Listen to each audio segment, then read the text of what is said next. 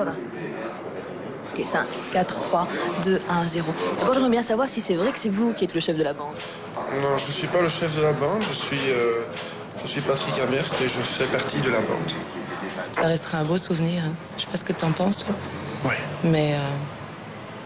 Enfin, bon, c'est dommage qu'on ait été repris, mais ça valait la peine de s'en aller tous les trois et de le faire, quoi. De gangster Patrick Hamers. Patrick Amers, le blouson doré est devenu gangster. Een van de meest gezochte mannen van het land. De meest gezochte Belgische gangster. L'homme le plus recherché du royaume pour son palmarès de truand. Verdacht van 30 tot 50 overvallen. Celui que l'on nomme l'ennemi public numéro 1. Is in Brazilië aangehouden. Dat was een serieuze, zware jongen. Toen en moest in dezelfde omstandigheden nu zou dat nog altijd een grote gangster zijn. Un hold-up crapuleux en plein jour à Verviers. Il s'attendait pas à ça, il croyait que ça allait être comme dans les films, que la porte allait s'ouvrir. Ben, c'était pas du tout ça.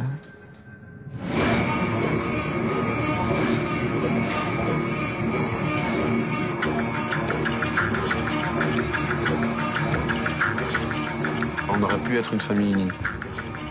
Mais bon, il y a des gens parfois qui rêvent d'avoir une grande vie et qui se donnent les moyens, bons ou mauvais, pour y arriver.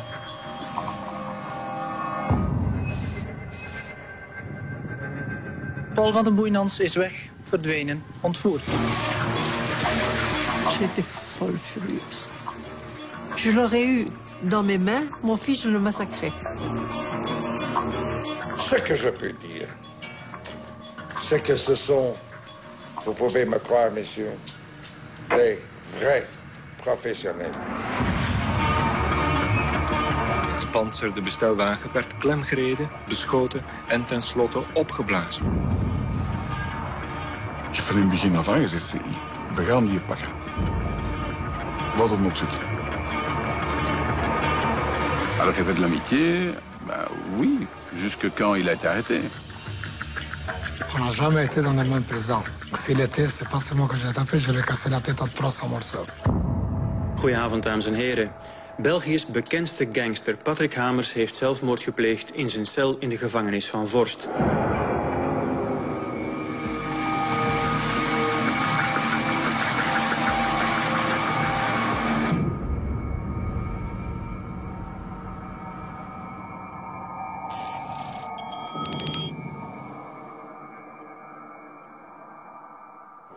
C'est une vie spéciale, c'est une vie d'aventure parce que bon, on peut se faire tuer aussi à n'importe quel moment. À chaque fois qu'on fait une action, je peux me faire tuer aussi.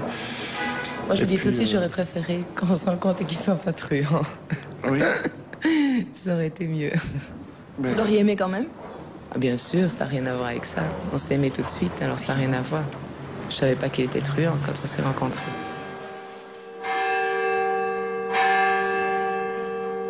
Denise Tillac is de weduwe van Patrick Hamers. Ze leefde 10 jaar aan zijn zijde. De tijd van het grote misdaadgeld is voorbij. Ze heeft nu een café in Waver. Ze woont er samen met haar zoon Kevin. Patrick Hamers is inmiddels bijna 20 jaar dood, maar hij blijft tot de verbeelding spreken. C'est tout à fait fou, les gens, tout ce qu'ils peuvent s'imaginer sur Patrick. C'est assez incompréhensible, mais c'est comme ça. Comme ils croient qu'il est toujours vivant, comme ils croient qu'on l'a tué.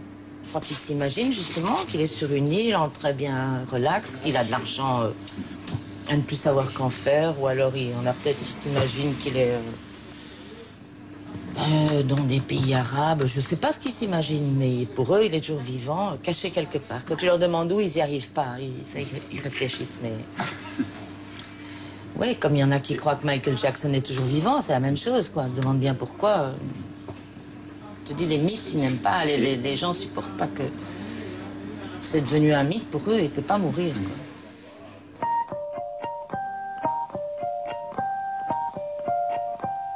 Parfois, je me demande comment serait ma vie si ça avait continué avec mon père. Mais je lui reproche pas parce que ma vie actuelle me plaît. Avec mes amis, mon boulot et tout ça, ça me plaît. Mais je lui reproche par rapport à ma mère. Parce que je pense pas qu'elle ait jamais trouvé le même amour. Et ça, je trouve ça triste. Parce que dans la vie, on cherche surtout à trouver un compagnon et puis à faire sa vie avec. Et elle l'avait trouvé, elle l'a perdu. Pour elle, je lui reproche, mais... Et pour ma grand-mère, pour le mal que ça a fait à ma grand-mère. Mais le 15h31 arrive voor 4. Voor 74 naar Leuven, van 15:31. De grootmoeder van Kevin, Liliane Hamers, verhuisde samen met haar man Achille naar Frankrijk. Ze woont nu in Perpignan. Als ouders van de beruchtste gangster van het land was het voor hen onleefbaar geworden. Liliane woont bij een Franse vriendin waar ze een kamer huurt. Haar man, Achille Hamers, is in 2001 overleden.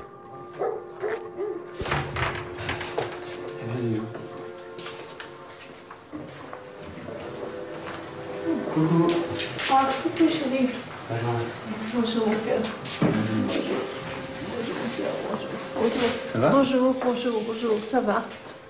Donc, je vous présente ma grand-mère, Liliane Hamers, la mère de Patrick. Enchantée. Voilà. J'ai les chats qui dorment dans ma chambre. Alors. Ça sent bon, hein? Ça sent le chat. Faut pas avoir peur, Plume. Ça, c'est les photos de Patrick et de moi. J'avais travaillé toute la nuit à faire les étalages. Et Patrick était venu le matin se réfugier dans mes bras. Ah, c'est une jolie petite photo, ça. Je l'aime beaucoup. Je l'aime beaucoup. Elle était très mignon, là. Il avait 2 ans. Ah. Il a été trimballé un petit peu partout, hein. C'était ma grand-mère. J'ai une photo de ma grand-mère ici, qui s'en occupait. Et là, ici, ça c'est ma grand-mère, tu vois. Et c'est elle qui s'occupait de Patrick. C'était pas possible, sinon. Des fois, parce que je travaillais toute la nuit à faire des étalages. Achille, il déchargeait les camions pour remplir les magasins. Moi, je faisais les étalages. Et le matin, à 9h, on ouvrait. Ah, qu'est-ce que tu veux faire avec un petit enfant qui doit déjeuner, qui doit être lavé, comme tous les petits-enfants, avec qui il faut un petit peu jouer, se promener. Alors ma grand-mère allait se promener avec lui, elle allait au parc, elle lui faisait à manger. Et en échange, vous l'avez gâté, sans doute? Ah, bah, Patrick était gâté, oui. Et ça, je dois reconnaître. Je l'ai peut-être un peu trop gâté dans ce sens-là qu'il a eu un petit peu tout ce qu'il voulait, si tu veux. Il a eu un petit peu tout ce qu'il voulait. Ben, je trouvais ça normal. Vous pouvez expliquer qu'un garçon qui, à la base, a tout pour réussir la vie, oui, que ça rate quand même. Ah, ça, c'est point d'interrogation multiplié par 10. Je sais pas. Ah, ça, je sais pas. Je sais pas et j'ai jamais su et je saurai jamais.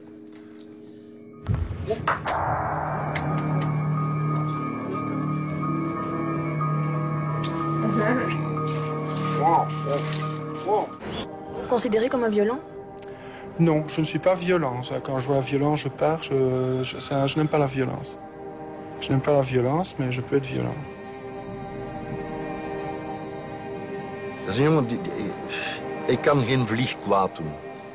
Ik kan het niet. Het is geen geweldenaar. Het is... Er zit boordevol sentimenteel. Het is...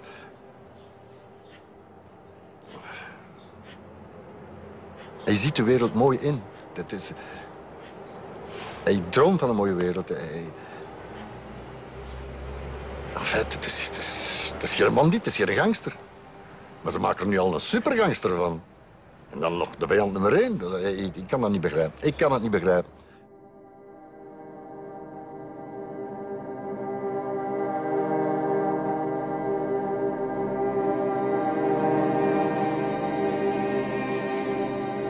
Patrick Hamers was eigenlijk een rijke luisterzoontje die uit een zeer eerbare familie kwam.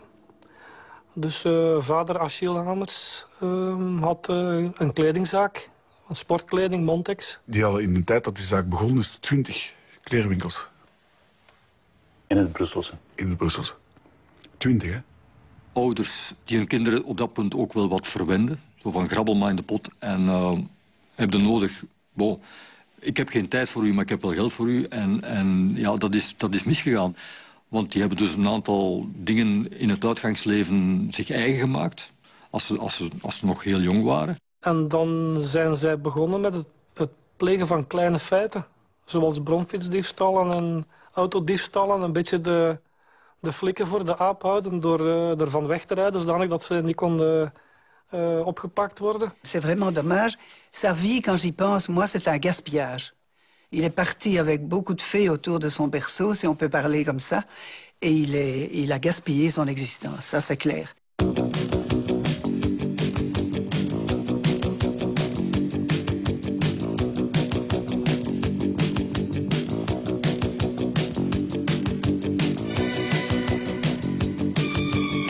Patrick Hamers houdt van feesten en uitgaan in chique privéclubs. Eerst in Woluwe, later in Brussel. Hij leert er Michel de Wit kennen, chouchou voor de vrienden. Zij is de dochter van de peetvader van het Brusselse misdaadmilieu. Nu woont chouchou, net als de moeder van Patrick, in Perpignan. Zij is altijd contact blijven houden met de familie Hamers. Coucou chou. Coucou ma chérie. Ça va, t'as resplendissante. Tu vas bien? Ça va bien et toi? Bien. C'était un grand blond qui sortait dans une discothèque qui était très connue à l'époque, ça s'appelait le Vaudeville. Et je ne l'aimais pas particulièrement. Pourquoi? Je sais pas, de sa façon de s'habiller. Non, il mettait des pantalons en velours à grosses côtes. Et je suis allergique aux pantalons en velours à grosses côtes. Et donc il s'habillait un peu plouc. Et j'étais un peu plus punk. J'étais déjà à 18 ans? Oui. Oui. Et puis un jour, je travaillais chez une copine à moi. Je lui donnais un coup de main qui était dans un bistrot, une taverne juste en face du Vaudeville. Et il y a un monsieur qui vendait des fleurs à Bruxelles, qui était très fameux à cette époque-là. Il n'avait qu'une main. Et il vendait des bouquets de fleurs. Il est rentré dans le bar et il m'a déposé 40 ou 50 bouquets de fleurs. Et il m'a dit, c'est le monsieur à la terrasse qui vous les offre. Donc je suis sortie voir qui était le monsieur de la terrasse. Et c'était ton père. Et donc, il ne te connaissait pas? Non, il ne me connaissait pas. Donc il me vouvoyait, il m'a dit... je lui ai dit merci, je l'ai embrassé sur la bouche. Je ne sais pas pourquoi, ne me demande pas pourquoi. Ok. Je l'ai embrassé sur la bouche, je lui ai dit merci. Et puis je suis rentrée, parce que j'étais timide quand même. Et il m'a demandé à quelle heure je finissais. Je lui ai dit dans 10 minutes. Et on s'est retrouvés au Vaudeville. Et donc voilà, il m'a demandé si c'était possible qu'on vive ensemble. C'était le premier soir. Et j'ai dit oui. Mais vous aviez... Non, on n'a pas discuté. Combien de temps... Depuis 5 combien minutes. de temps vous vous connaissiez? 10 minutes. Ouais.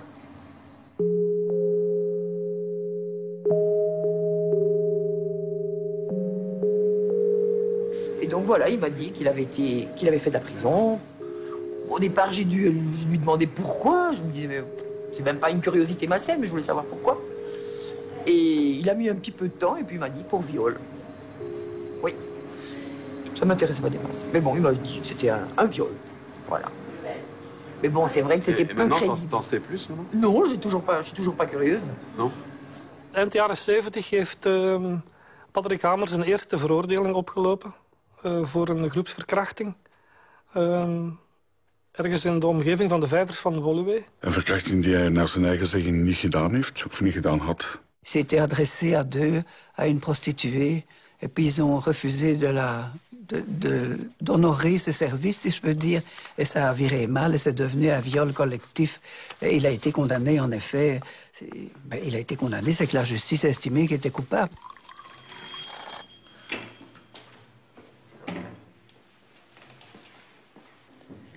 C'est une belle photo. Ça, c'est quand il est sorti de prison la première fois.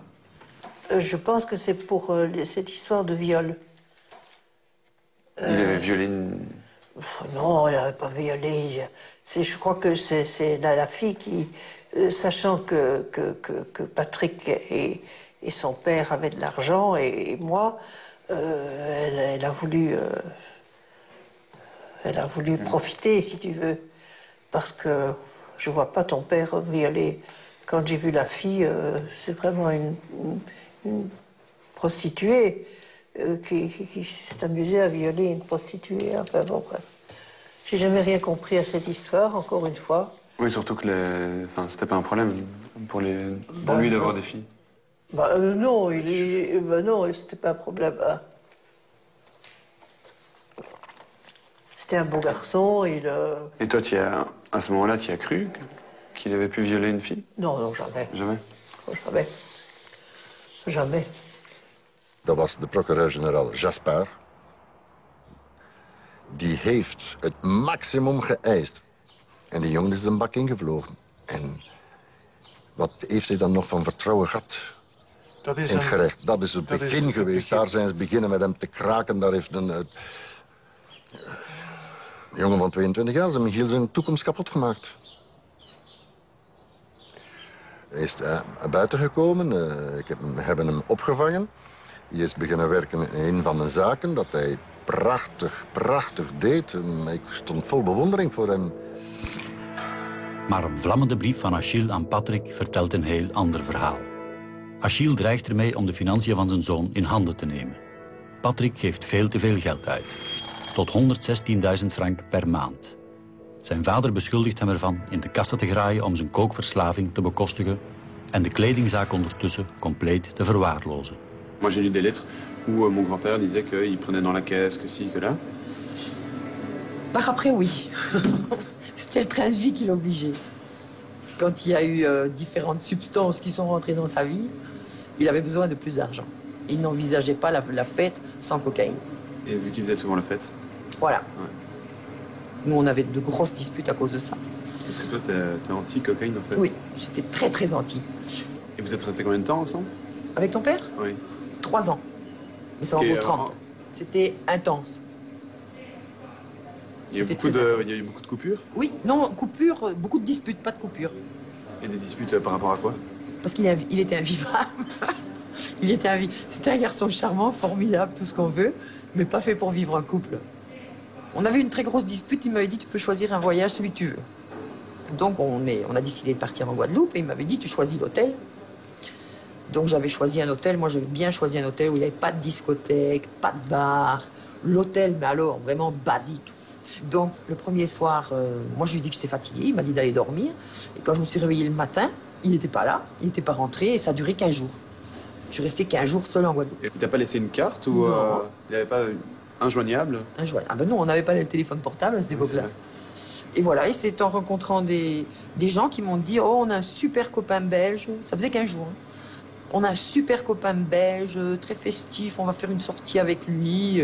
Je suis super.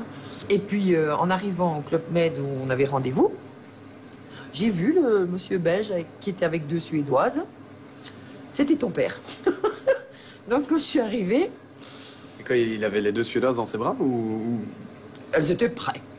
Il y avait 2 Suédoises. Et donc, quand je suis arrivée, j'ai pas eu le temps de l'engueuler, parce que c'est lui qui s'est levé.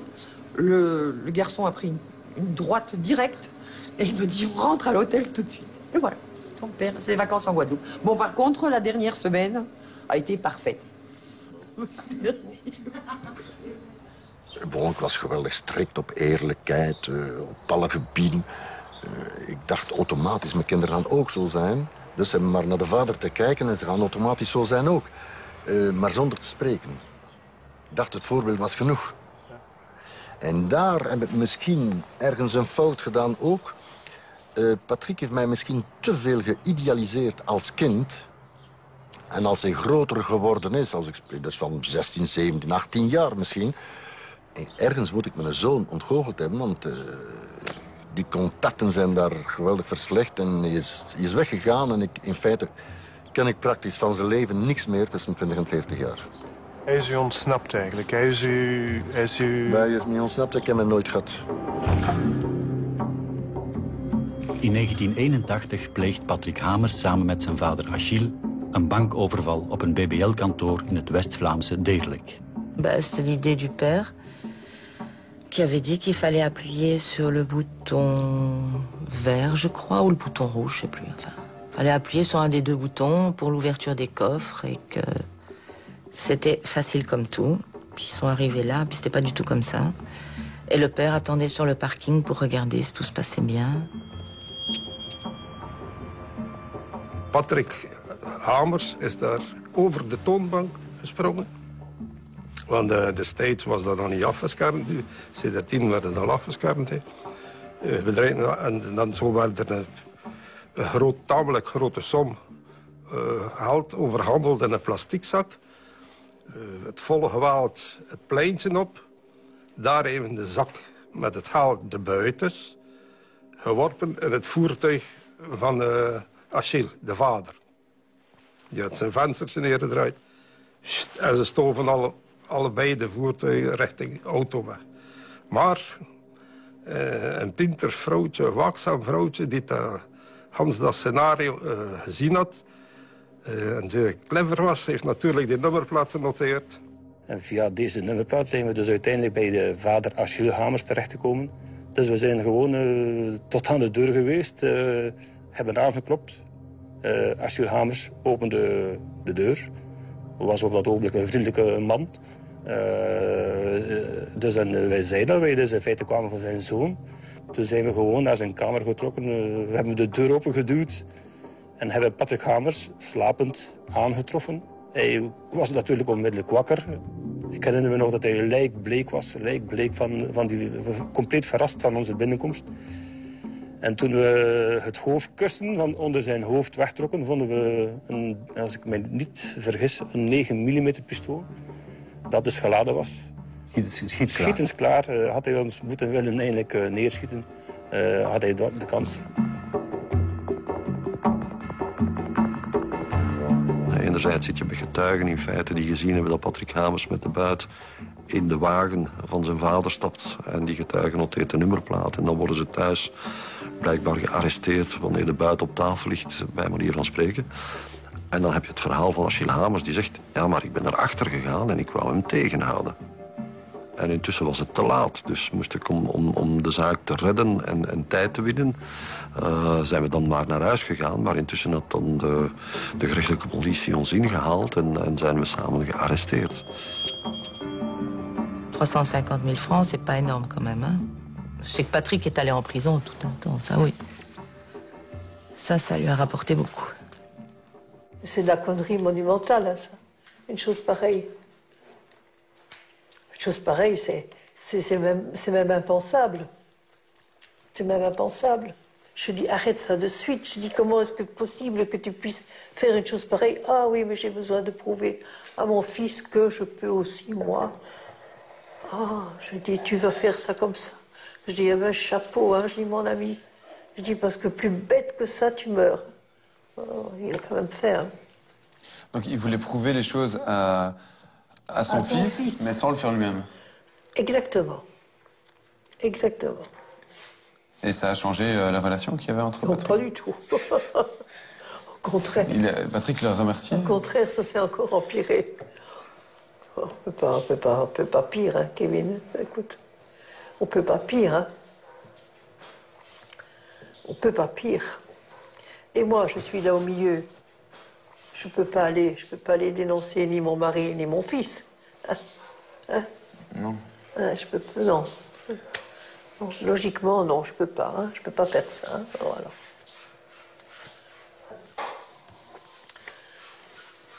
Je pouvais les tuer, tous les deux. Ça aurait été une bonne chose.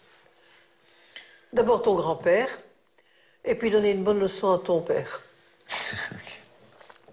Voilà, ça aurait été peut-être bien.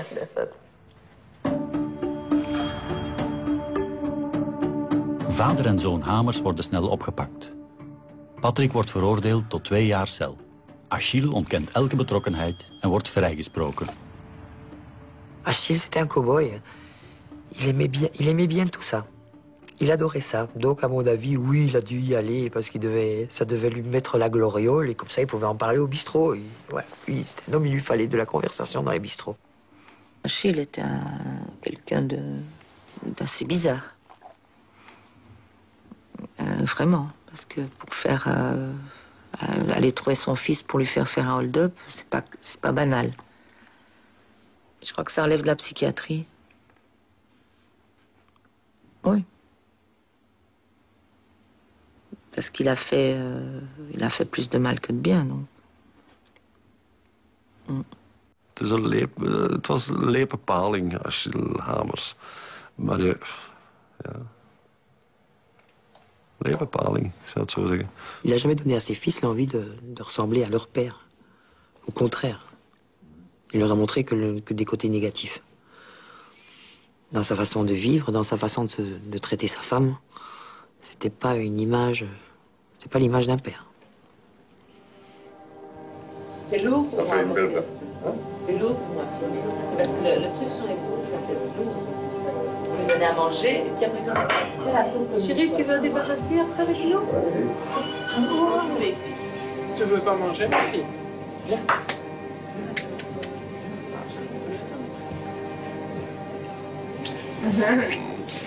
Wow. Wow. Tu as levé trop vite. Non, non.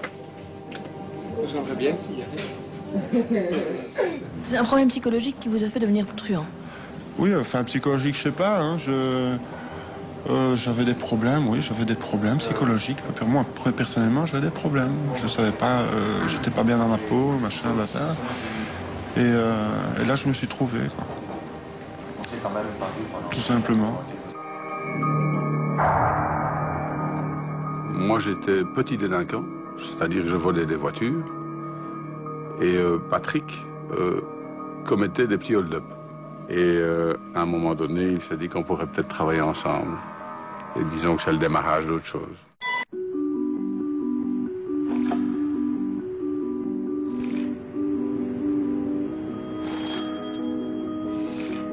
In een van zijn stamkroegen in Woluwe leert Hamers Thierry Smars en diens vriend Philippe Lacroix kennen. Vandaag is Lacroix vrij onder voorwaarden. Hij kan in 2015 zijn burgerrechten terugkrijgen. Hij wil wel antwoorden op onze vragen, maar wil hierbij niet gefilmd worden. Le noyau au départ, c'était Thierry et moi. Patrick avait 8 ans de plus que moi. Et donc on n'est pas des amis de jeunesse. Patrick, c'était quelqu'un qui rayonnait, si je peux dire. Il avait les signes de la richesse. Il avait aussi le côté un peu rebelle. Et donc, quelque part, il était quelqu'un qui attirait l'attention de jeunes comme moi. De oorsprong van de bende situeert zich in de buurt waar hij opgegroeid is, in Woluwe. De bende van Woluwe noemden we een beetje de blousons dorés.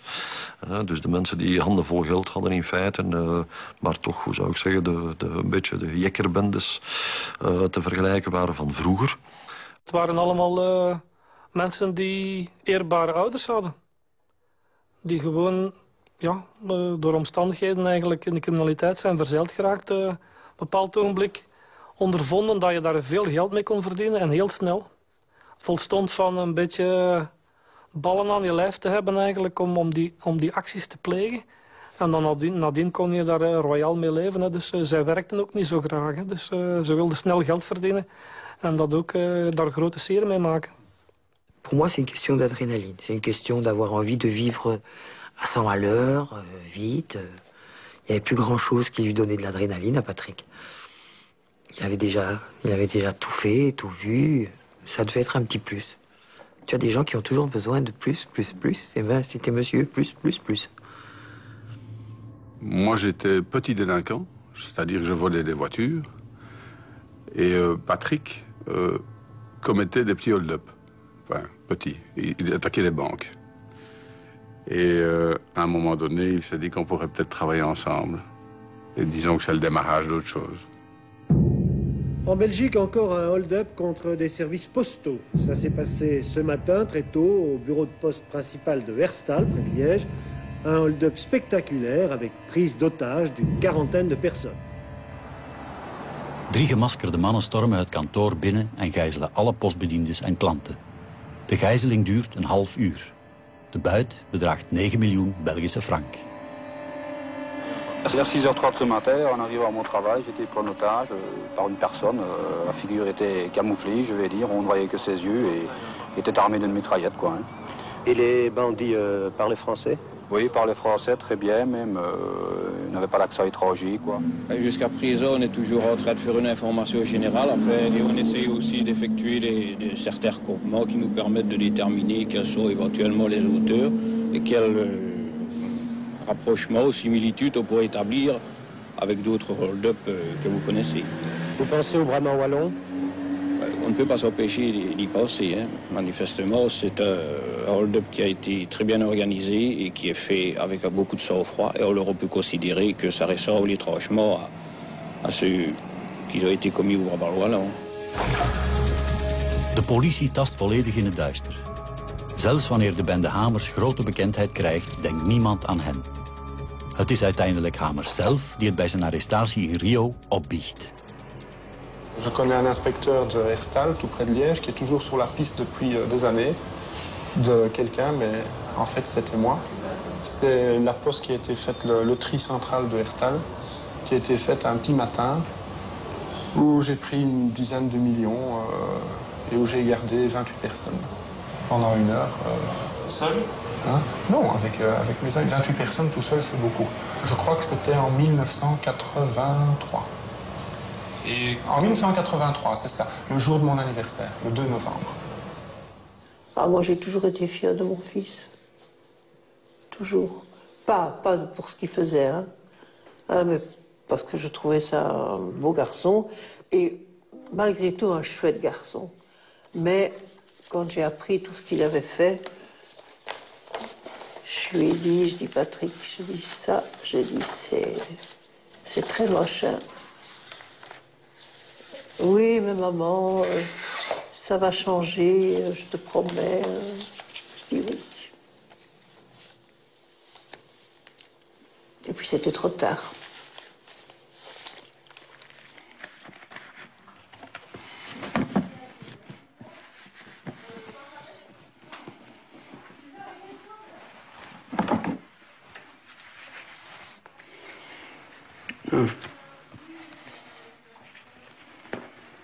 Le 10 du 6 93. Donc ça a été fait juste après le suicide. Je vous aime tant, j'ai été à la mer, j'ai regardé pendant un temps infini au loin, en vain, le voilier qui vous emportait à tout jamais.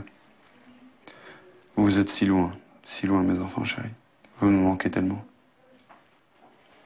Ça, c'est la signature de mon grand-père.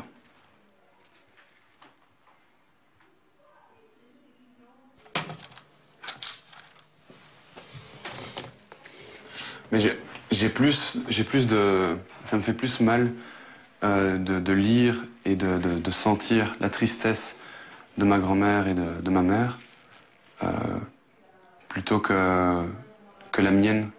Parce que, voilà, je ressens pas tout ça parce que c'est... Comme je te dis, je me souviens pas de toute cette période. Mais quand je vois tous ces gens qui ont souffert par rapport à la perte de mon père... Ouais, ça me fait... C'est ça qui me fait le plus mal. Après, il y a aussi le côté des victimes, mais bon... On va y aller étape par étape.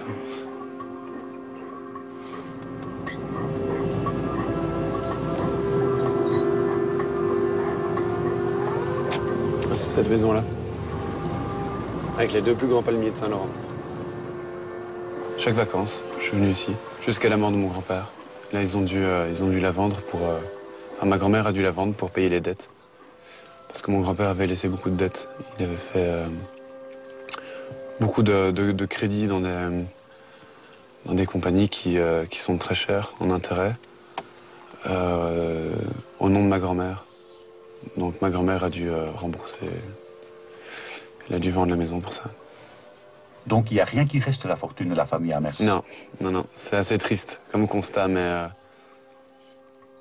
il n'y a plus rien qui reste des 20 magasins, des appartements, des maisons.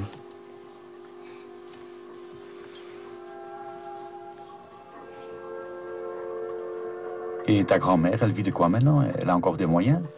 Non, elle n'a plus de moyens. En fait, ma grand-mère, elle n'a plus rien. Elle a une pension de retraite qu'elle touche depuis la Belgique. Mais elle a plus rien pour l'instant. Enfin, heureusement, elle n'a pas beaucoup de besoins. Mais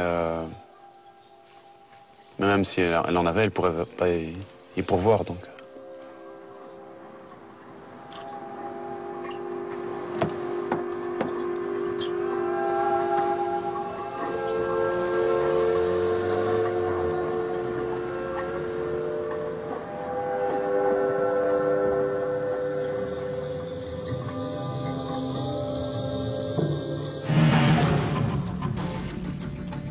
qu'est-ce qu'il a fait avec cette recette? Ah ben on l'a dépensé à l'île Maurice, je crois.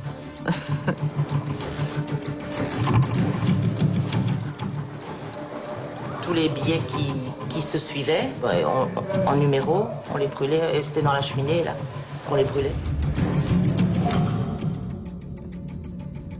Thierry est arrivé chez moi en me disant « je suis un assassin, je les ai tués ». J'ai appuyé sur le bouton, ils sont morts, ils sont déchiquetés. Quand c'est fait, c'est fait. C'est trop tard. Il est impossible de réparer.